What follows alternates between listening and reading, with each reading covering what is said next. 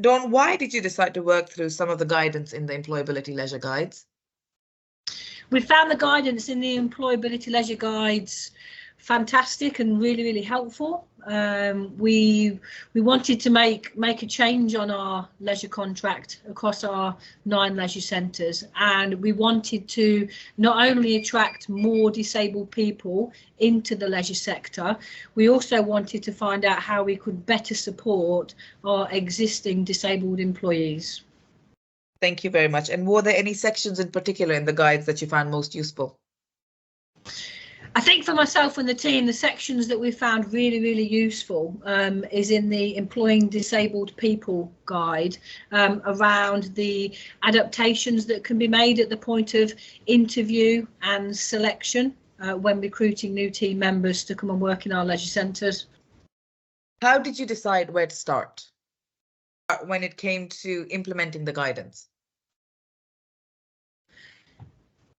So really, when implementing the guidance, we've started at the very beginning, from the adaptations and the advice that's kind of listed in the guides from the very first part of someone applying for a position with us, and then to the point of communicating with that candidate, to arranging the interview and making sure that was accessible. So that part of the guide was definitely the first part that we used, and then following that, we started using the Employing Disabled People guide to start looking at what we can best do when the employee is with us, to make sure that they have an enjoyable time with us and that they're comfortable and that they feel accepted and included within the workplace.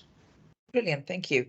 Did you already have data on disabled staff within your centres, and have you changed how or what you do with regards to data collection? So before this project, we did have data on our employees, but it was extremely limited and it was not a true reflection of the workforce. But what's been fantastic about this project has been around raising awareness and raising the importance of data collection.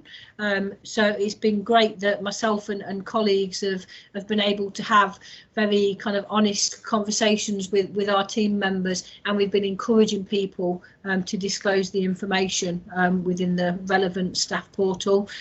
We've now seen a huge increase in employees that are declaring that they are disabled, which is great because now we've got that data, but more importantly, it raises awareness and kind of highlights the need for us as employers to make sure that we are supporting these employees appropriately in the workplace. What would you say have been the most important learning points for you and for the organisation through this journey that we've been on together? I think there's been so many learnings, probably too many to mention. I think for me, the biggest learning has been that we're not perfect, and we weren't perfect, and we need to do more.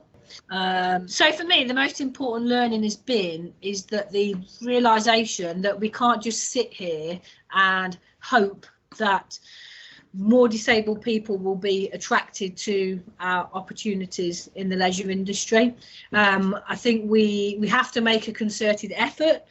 We have to make sure that even from the point of the job advertisements that they are accessible, that there is different methods that people can apply for positions for us, and that they can then have the confidence that the required adaptations at the point of interview, or even when they've started with us, that they are going to be supported and that they are going to be looked after in the leisure industry. Well, and I think it's, for me, we have to be passionate, and we actively have to go out there and say to disabled people, we want you to come and work for us. There's so many disabled people within our community that have so many qualities and skills that employers should just be really grateful of. What would perfect look like for you within SERCO? In terms of disability, I think perfect for me would be having representation of disabled people at the highest level of the business, and it also be visible in all of the management chains that sit below that. Perfect. Last one. What are your top tips for others seeking to improve access and inclusion for disabled people within their organization? Or so my top tips for the organizations looking to improve their inclusivity.